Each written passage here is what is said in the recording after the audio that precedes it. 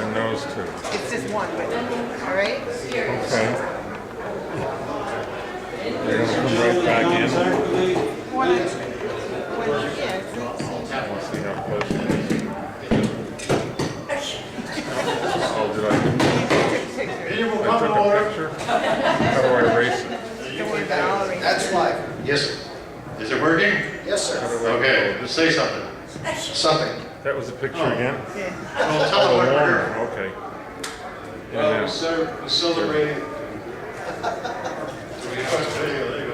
okay. We're celebrating the 20th anniversary of Chile. How many years? 20th. 20 years, yeah. Can you hear back there? All three of you? Okay. This is, Call it real store. this man here is our patron saint, as we'll show. We can't have Chile without you. Why is it putting squares around our heads? We're here to celebrate you and just to ask you things like, what does it feel to be an icon? Oh, my, well, you call me a patron saint on Sunday. I didn't go to church today. Say it. So introduce yourself. Folks, I'm good with both of you know me. I'm John Fairchild. I wrote the Zachary Scrapbook and I write for a bunch of the monster magazines. And this is Lewis. Yes, and you are. I'm Louis Paul. I write for a bunch of magazines, write a bunch of books, and I work for Chile as well. And this is Zach. Can you hear? Can you hear? So, as these years go by, and people are coming up to you, telling you how much they appreciate your work and you. Well, yes. Thank you very much. Yes, people do come up and ask me or tell me what a great time they had when they were kids. And they all seem to show up today. I don't know, this is the biggest mall we ever saw. And they all ask intelligent questions, or do I remember a certain thing in the movie? Mostly I can, but not always. We used to watch the movies and then find places to poke fun at the films. And we always paid attention to, the movies were always cut up so they could put commercials in there. Oh God, look at those commercials. But we would make fun of the commercials if we knew what they were. Often they would play the movies over again and there'd be different commercials but the same movie, so it didn't always work. But when we knew what the commercials were, we really had a lot of fun because we would be using words and phrases from the commercials and work them into the show. So it was great fun kidding around with them as well as kidding around the movies. What was your question? What does it feel like to be? Oh, what's it feel like? Feels great.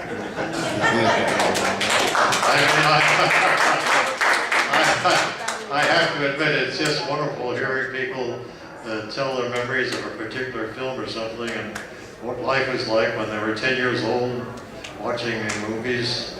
I can remember people telling me that they weren't allowed to watch them and they would wait until their mother and father went to sleep and then they would sneak downstairs and turn on the TV kind of low. The best times of all were before the days of, we went through the whole thing together. You used to have a black and white television at home with an antenna, you know, or rabbit ears, and you could wiggle and get a picture. But it was all live television. There was no tape, and it was more fun for us when we were doing it live because whatever happened, we had to accept and laugh and keep on going. And that was late at night usually. But halfway, when I came to New York, I was doing, and I told all you people this about it, we were doing a live show late at night after the late news on Friday and Saturday nights, I guess, at Channel 7. And all of a sudden they said, oh, we got something new. I said, what's new? They said, tape. And I guess I said, what's that? So they took me down and showed me these great big things with reels of tape that were this big and the tape was that thick, that wide rather. And from that time on, some of the fun was gone, and yet not all the fun for us, because we would record the show without stopping. So they had the phrase live on tape, which meant you couldn't stop and correct anything. But the only thing is, nobody was watching then. Only people watching were the director and the stagehands and the sound. We had a sound effect man sitting there with records making noises right next to the camera. And of course that all slowly disappeared. Eventually he went into the studio control room and eventually they got rid of him and had the tapes of all and recordings of all the sound effects that they needed. And they didn't need anybody in there. Nowadays the control rooms are very different. There are fewer people in there because there's so much all kinds of equipment that have put people out of work. But that's happened all through our history, I guess, in this country. Something always gets invented that puts people out of work, and somehow they find new things to occupy their time. Right now, we're going through one of those times where there are a lot of people out of work and there's no jobs here. And the jobs they had are overseas, where they're getting paid less. You know? And how we're going to get out of this. Last time this happened, we had a big depression was back in the 20s and 30s, and I was a kid back then, and nobody in my house got fired, but we all of a sudden didn't have a car anymore. That was the most miserable thing to lose, but we got used to it. We live in the city, there's plenty of trolley cars and things. And anyway, I forgot what I was talking about. That happens to me several times a day. Sometimes several times in an hour. I'd say, what are we talking about here? At any rate, I hope that we get out of this mess, but I don't know how. There's so many people out of work, you wonder where they're going to find new jobs. But in the past, it's always happened eventually, but it didn't happen overnight. Yes, you're holding your hand up. That's pretty good. Well, I think it's the time for you to run for president again. Yes. Hey, your glasses? Yeah, you can have them. Are they good? Are they working? Okay. Yeah, well, yes, running for president was a lot of fun. It didn't get very many votes, just me and Gaspard, I think, voted for him. But we had a good time. And they made a big, I remember Electra Records made a big campaign song. Zachary for president, Zachary for president, is Transylvania's favorite son. Vote for Zachary, vote for Zach. Let's put a vampire in the White House just for fun. Yeah, it's good. And we got some vampires out there now, you know. Some of those extremely wealthy people, they're like vampires. They don't want to quit. They want to keep making the money. And hey, look at this, my goodness. It's cold outside, come on in. It's chilly outside, isn't it? Oh, God, what a change in the weather. Beautiful colors on the leaves, that's great. And we don't pay much attention to the changes of weather in Transylvania. You know, Transylvania's there. I used to talk about that on TV, and at one time I had an old family atlas, and it had a picture of Transylvania, and the atlas was from 1825, I think. And I made a picture to show people there really was a Transylvania, and there still is. And they've cashed in on the fact that a lot of people are interested because of the old movies. And they've dusted up some old hotels and a castle, make believe that was all part of the mystery. But they're really just checking out the tourists who come to see where Dracula lived, you know. He didn't live there. Who wrote all that stuff? Bram Stoker. Oh, Bram Stoker, yeah. And he was from England, wasn't he? Yes, sir. Yeah. So he just dreamed all this smart magic land of Transylvania. And we love it. We eat it all up. It's great. Oh, my. And when, yes, you had a question, yes. Yeah, so there's a lot of horror films that you mock, and Okay. rightfully so. But are there any that you like? Are there any horror films that you really think are good? What horror films do you like? What horror films do I like? The old ones?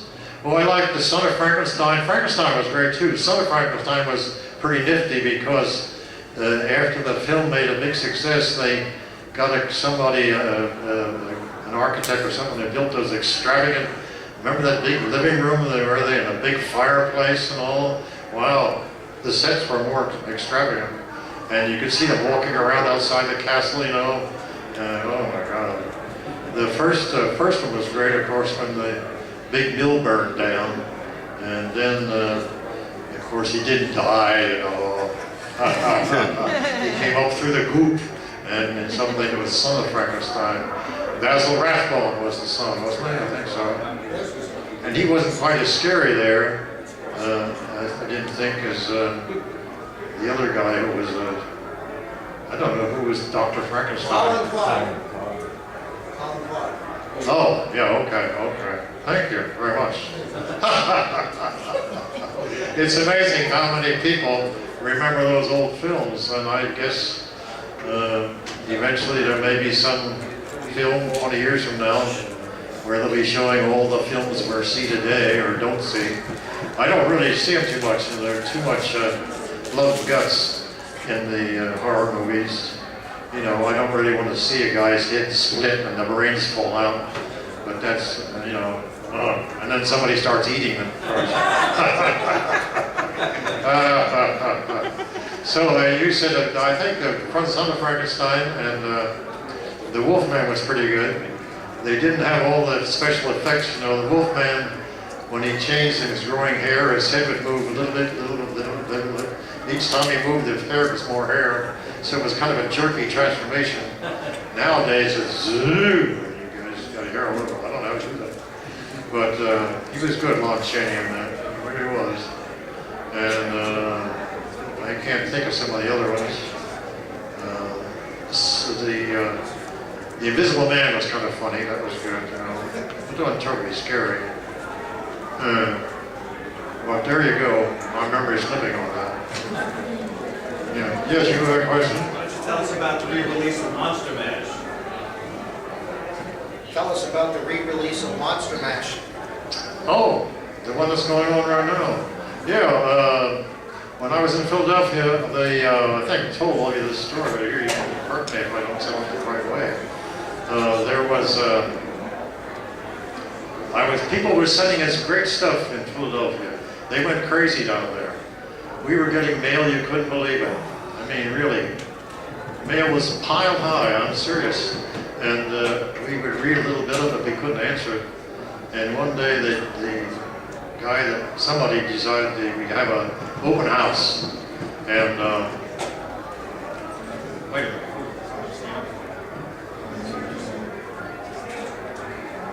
Yeah, I'll get up this time. What are you laughing at? Here I am. Anyway. I can see you better up here. Anyway, what was I talking about? Monster Mash. Monster Mash. Monster Mash. So we got all this mail, and we used to open up the show rather, reading some of the mail. And we started getting very funny limericks from people, so that was a great way. I used to come down the spiral stairway with a little wicker basket, and in the basket was supposed to be a severed head.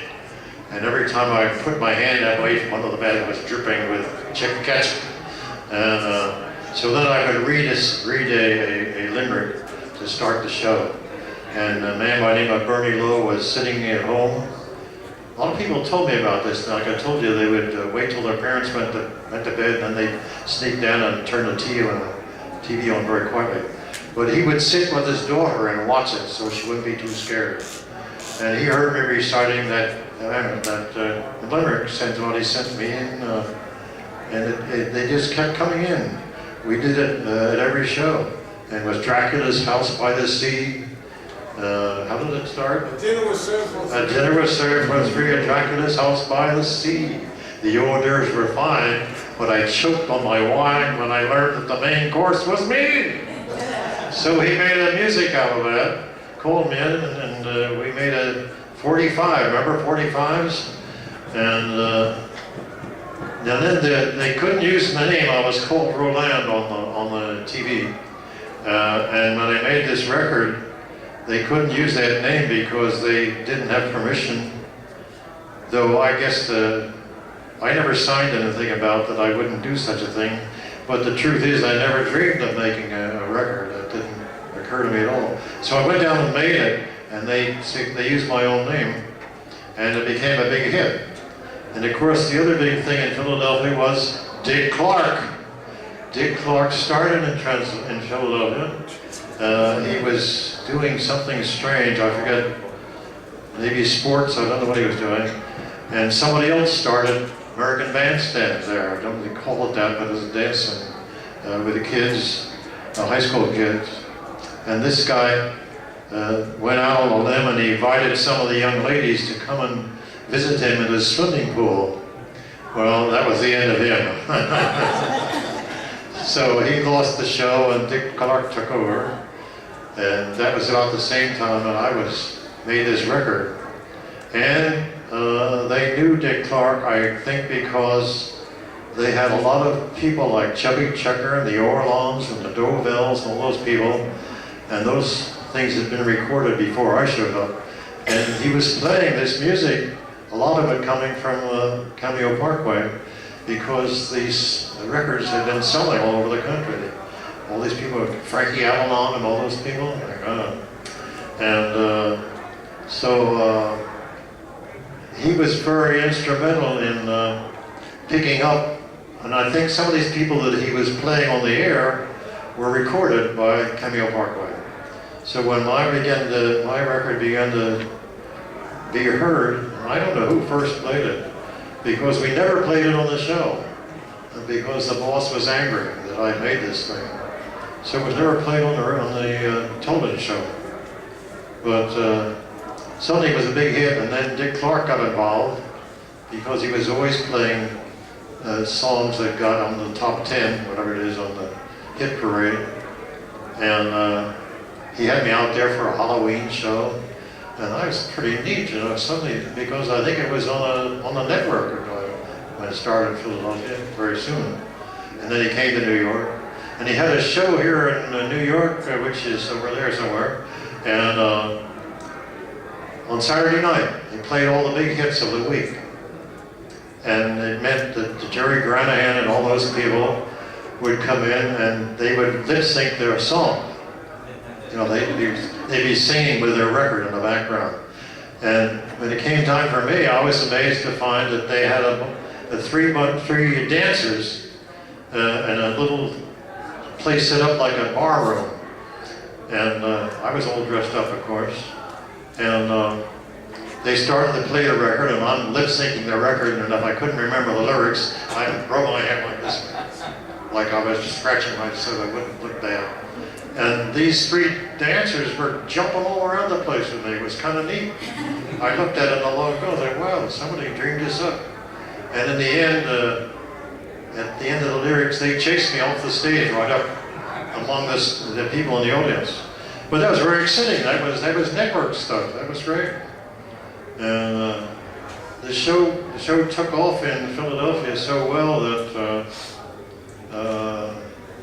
I've told this story so many times. There was a cowboy show that somebody here might remember called Action in the Afternoon, which was a live cowboy show on TV, a soap opera. Every afternoon for a half hour, we're out there Monday through Friday, and the story would go from Monday till Friday, and then next week another stranger would come to town and had to get him out of town. It took another 5 days to get rid of him. And that's the way the story went every week. And I think Kate Smith was, she was on at that time of day in the afternoon too. And this show was beating Kate Smith in the ratings. And they tried all kinds of things to figure out why that they couldn't get a sponsor. They were trying to get one sponsor, you know, make a big deal of it. But it never happened. And I guess, what's the end of this story? Must be an end to this story somewhere. Kate Smith. Well, we beat her, and they couldn't get a sponsor, though we did have some commercials, which were fun. And the commercials were 1 minute long. It was like deadly to have 1 minute commercials. Now they hit you with 30-second commercials, and you don't know where you are. I heard something the other day that CBS FM up here? My friend Pat St. John is there, and he said, you know what we're doing now? We're trying to get ratings, and we're not interrupting the music so often, we are having 7 minutes of commercials and then a lot of music. But the 7 minutes of commercials means 14 30-second commercials. That's enough to make you crazy.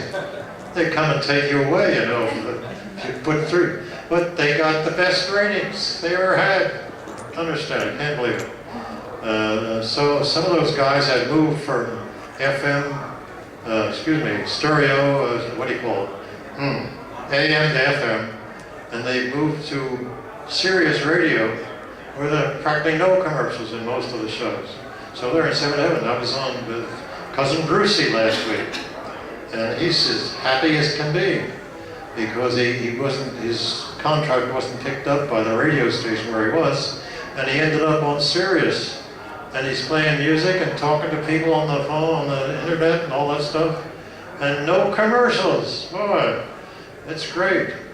You know, the radio, and you start out that way, there would be no commercials. And in England, they kept it that way for a long time.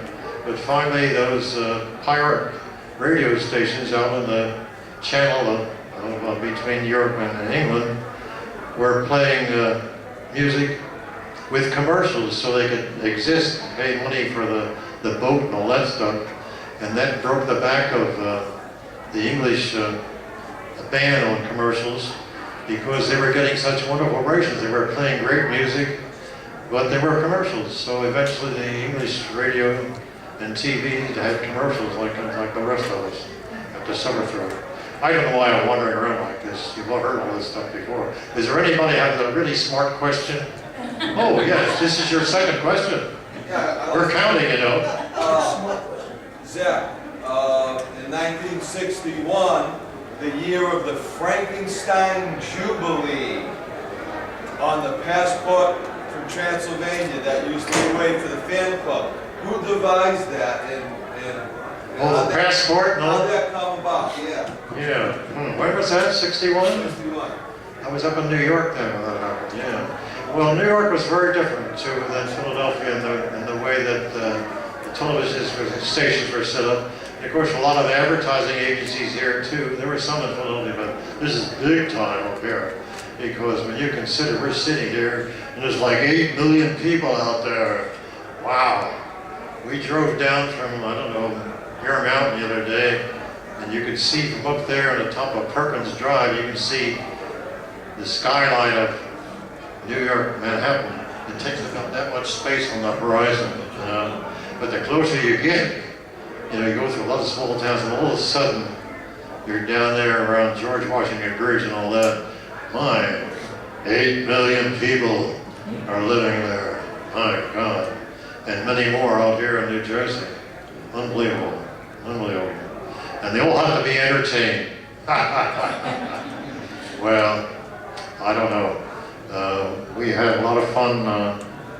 We had all kinds of contests, I remember, on that television show. And the shows were repeated. Some people didn't like the fact, when I come to New York, in fact in Philadelphia also, that we were interrupting the movie. But they were showing the films.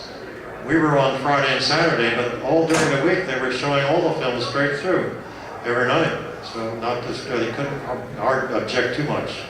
But the young people really caught on to the fun we were having. And what we say, we didn't approve too much of commercials and what they were saying. If we know what the commercial was, it was great fun because we could really take lines out of it and use them in the intermission. And it was great fun. Without making them angry. They claim that, well, that keeps some people watching the commercial to see what you're going to say. Well. But this affair has been going on for 20 years now. I don't know who dreamed it up, except I guess Kevin did in a way. He was a dealer at one time and had a table like a lot of guys do. And he dreamed up and he asked me to come over, I forget, 20 years ago. How long was that? 1990? Yeah. And the first one was a place called William Carlos Williams Center in Rutherford. And boy, people showed up. It was just amazing. And so he made a good thing of it. And there have been some ups and downs, but right now, today is one of the largest crowds I ever saw. I don't know what happened, whether the weather's so good or what, but just amazing, just amazing. Suppose we all I guess I still went past the exit or entrance and people were still being let in by the numbers. They were controlling the crowd indoors. And Joe said that's because the fire marshal says can't have too many people indoor in a place like this. Wow. Does anybody else have a brilliant question? Well, you have another one. It's your third question. You're very good. That's number 2. Horrible Horror. Horrible Horror. It came out in the 80s. How'd you Yeah. get out on that? Because I'm not from this area, but that's how I discovered it, was these videotapes went up to Walmarts all around the country. I grew up in Ohio with Velarde, and I discovered Zachary through Horrible Horror. Did you actually behind that, or? Oh, Horrible Horror, a bunch of stories, right? Yeah. It's a compilation. Horrible Horror. The DVD, or the video, the Horrible Horror video that you did. Oh, that's releasing now? It's got a bunch of trailers that you introduced me. The one in 1986. Sandy Oliveri. Horrible Horror? Horrible Horror, you did a video in 1986. I have no recollection of that at all. Really? They're introducing all these horror trailers as Zachary, like he used to do his show in the 60s. No kidding. You got a copy of that? Yeah, I have it on disc. I'll bring it to your. Wow. I have one. I have, boy, I don't know about that. You sure? I remember because you worked with the guy, you did another video that he never released, where you were doing some type of tribute to Bela Lugosi. And you talked about jumping in and out of Dracula for him, Yeah. and for some reason he never got the money to release it on the video. So that's sitting out there somewhere. Someone's fault. This may keep me awake tonight for a few minutes. I don't remember that. Yes, you have a question back there? When you broadcast out of Philadelphia years ago, we were younger then, and we drove by your house in Flowertown. Ah. And an old 39 black Buick Yeah. driveway. You still have that old Buick? Buick? Yeah, you still have an old black Buick? No, I don't have a black Buick. I got a white Falcon wagon. No, Falcon. What is it? It's a Civic. Yeah. And that is, A Honda Civic. Flowertown is where you It's live. 14 years old and it still gets 31 miles per gallon. Anyway, and if you see me on the highway, look out. You used to live in Flowertown? Yes, I live in Flowertown. Is that what you said? Yeah, we used to drive by your house. It was real scary for us. Oh my God, really? Yeah. Little kid came and knocked on the door and asked my mother if I was funny at home. That was me. Yeah. Wow. That was a neat neighborhood. About a half mile up the street there, you would run into a very wealthy man named Widener, who was a horse racing man. Yeah. And he had a gigantic place there, fields of, with cattle and sheep and all that stuff, and farmers to run it. But the main thing was racehorses. And he had a full-size racetrack for training, a mansion, of course, for himself in the middle, and a great big barn to hold up all these horses, which we were trying to train to win money. Yeah. And that was fabulous. Oh, God. And that was just very short from where that little house was where I used to live. Right. I wish I hadn't sold that little house. Yes. Wanted to know how many albums did you cut in your time? Oh, well, those albums, I can't remember. How many did you make? How many did they How make? many different albums did you make? Oh, made those two and I've got 1 and 2. Those two and one for, Scary Tales, Spookaloid, no, and Zach. that was for, I'm talking about record company, for Elektra Records. Right. Made one, in which I sang. This is Wingcoat, and this is Parkway. Yeah. Parkway. Well, the one that's called Monster Mash was made because Bobby Pickett made the song, and he made a big hit. So they called me up.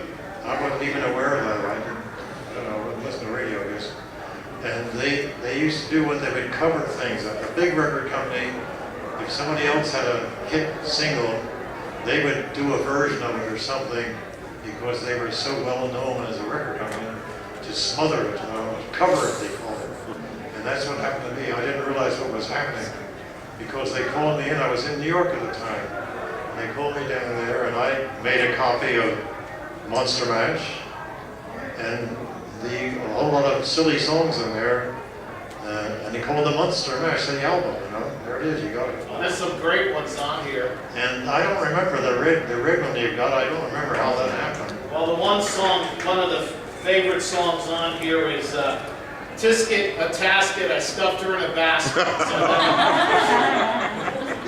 Yeah. So I just recited them, but once I got to New York, I was allowed to sing, and that was a great lot of fun. That Electra album, I don't even know what they call it, but they released that on CD about a couple of years ago. Spoogalong. That was great fun. Spoogalong, yeah. Oh, that was great. Good. Anybody else have a great smart? Over there, sir. Over there, yes, sir. Yes, I just wanted to know how you enjoyed working on Brain Damage as the voice of the creature. Say it again. Did you enjoy? What can you tell them about working on Brain Damage? Were you the voice of the creature? Oh, Brain Damage. Oh my God, Brain Damage. I think maybe that's what I have at the moment. Somewhere along the line. This is a great little product. I rate the wrong kind of food. Brain Damage. Gee, I don't remember that. Oh, well, yeah. Now, the guy that did it, I forget his name. Frank Henenloff. Who said that? You did, yes. He wanted to be a big-time guy. And he made that, and he made another one later on. Basket case. Yeah. And I don't know how those things did in way of sales. But then he wanted to make a third one, and suddenly he decided it was not, it just was too much work for no money at all. And he didn't. Of course, I guess he dreamed of going to Hollywood or something and making big time things. But it was a great experience, it really was. I played maybe 4 or 5 parts in one of those. Weatherman also? I remember being a priest, all dressed up like a priest in front of a church. Niagravation. Huh? Niagravation. Niagravation, that's right. Yeah. And some people in that, we never finished it. And years later, maybe 10 years later, the mother and father of the people, the man and the woman who played the lead in that movie, and I think they were supposed to be teenagers or something, but 10 years later, they decided to finish the movie. Well, they didn't look like the same. But they did. They finally finished it. But I don't know if it ever got shown anywhere. It was a lot of fun and a lot of anxiety and all when they were making it because they didn't have a big budget and they tried their best to come up with something. And I think they were not alone on that. There were a lot of people doing the same thing, hoping that this little budget movie will catch on, you know. Didn't really. What's that noise I hear? Is that a crowd coming from? Yeah, you're outside. Get us outside, is it? It's the villagers, they're restless. Oh my God, wow. Well, it's been, yes. What can you tell us about your later CDs, working with musical genius Michael Gilks? Oh, Michael Gilks. Well, Michael Gilks, I never met Michael Gilks. I met his brother, didn't meet him either. Somehow I got a call. I don't know how long ago that was. Can you guess? I gave you the demo for Zach is Back in 1990 at Horathon. Is that, when did we record it? 91. 91? Really? That long ago? Yeah. Well, that was long after I wasn't on radio anymore at that point, I don't think. No. But it was great. Mike here and his brother, and they had a little group of boy. That was amazing. I never imagined. And to next, the good quality you got. This is the basement, one place, right? Right, basement studio in Basement. Patcha. And I think the lady who was married to the guy, it was her basement. She wasn't too happy about it, was she? No, they got divorced. She got the basement. Did you hear that? They got divorced and she got the basement. Wow. Well, anyway, that's very exciting. It really was. And he's still teaching. He's the greatest teacher on that part of the woods out there in, what's the name of that town? East Quogue. East Quogue, yes. They made hurricane reports from about East Quogue occasionally. Did they? I was gonna call you and said Oh, that's gonna happen. Yeah, the weather got kind of yeah, nice. yeah. Well, so it's been a wonderful life, I must say. I tell this, and I've told so many of you already, that coming out of the Army, I didn't know what I was going to do. And sometimes I still think that. But I was in supply. And it may encourage you to know that I'm a major in the reserves, in case they call me up.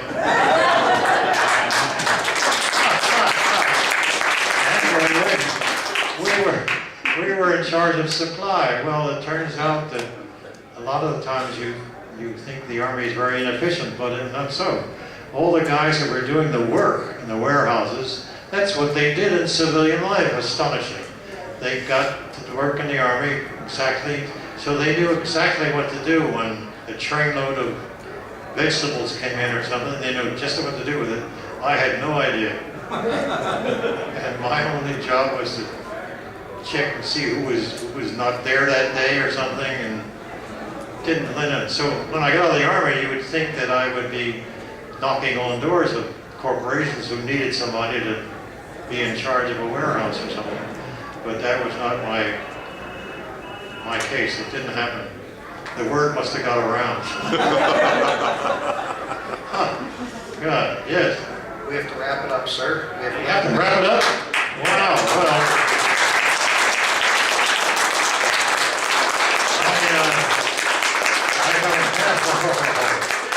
I gotta tell you.